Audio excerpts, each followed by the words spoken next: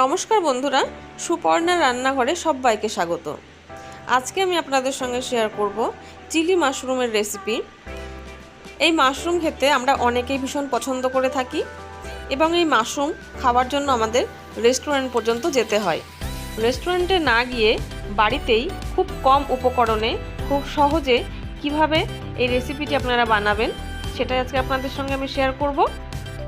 চলুন তাহলে শুরু করা যাক আজকের রেসিপি। তার জন্য এখানে আমি 1 প্যাকেট মাশরুম নিয়েছি।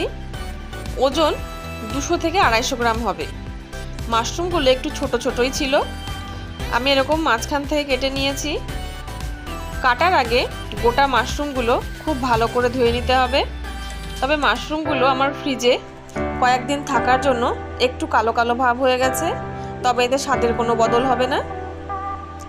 আর নিয়েছি একটা মিডিয়াম সাইজের ক্যাপসিকাম, এরকম টুকরো করে কেটে নিয়েছি। আর নিয়েছি দুটো মিডিয়াম সাইজের পেঁয়াজ। পেঁয়াজগুলো আমি কিউব করে কেটে নিয়েছি। আর কয়েকটা লঙ্কা টুকরো টুকরো করে কেটে রেখেছি।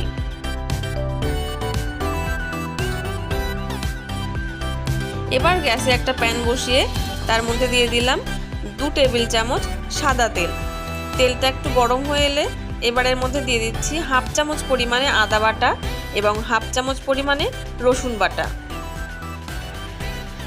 এই রান্নায় একদমই বেশি মশলার প্রয়োজন নেই, খুব অল্প মশলাতেই কিন্তু রান্নাটা আমি করব।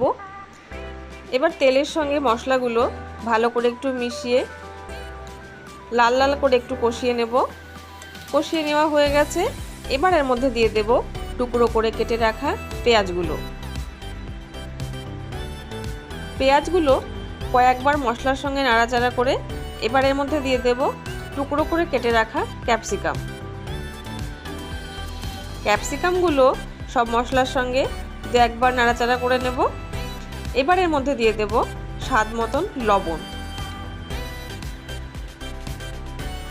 আর দিয়ে দিচ্ছি কাঁচা লঙ্কা।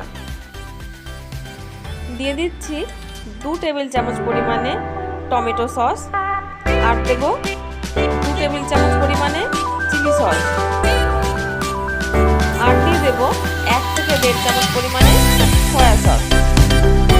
সব সসগুলোর সঙ্গে পেঁয়াজ আর ক্যাপসিকামটা একটু কিছুক্ষণ কষিয়ে নেব, যতক্ষণ না নরম হয়ে যাচ্ছে। মশলার সঙ্গে ক্যাপসিকাম আর পেঁয়াজগুলো খুব ভালো নরম হয়ে গেছে। এবার এর মধ্যে দিয়ে দেব টুকরো করে কেটে রাখা মাশরুম। এই রান্নায় কিন্তু আমি কোনো জল ব্যবহার করছি না, কারণ মাশরুম থেকে প্রচুর জল বেরোবে। তাতেই কিন্তু খুব ভালোভাবে রান্না হয়ে যাবে। এবার আমি ঢাকা দিয়ে 2 মিনিট মতন রান্না করে নেব। ঢাকা দিয়ে 2 মিনিট মতন আমি রান্না করে নিয়েছি। তাতেই একদম তৈরি হয়ে গেছে আজকের রেসিপি চিলি মাশরুম।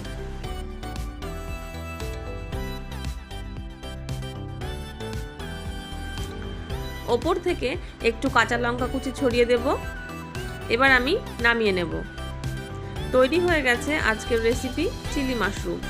রেসিপিটি আপনাদের কেমন লাগলো তা অবশ্যই কমেন্টে জানাতে ভুলবেন না এবং ভিডিওটিকে লাইক এবং চ্যানেলটিকে সাবস্ক্রাইব করার অনুরোধ রইল।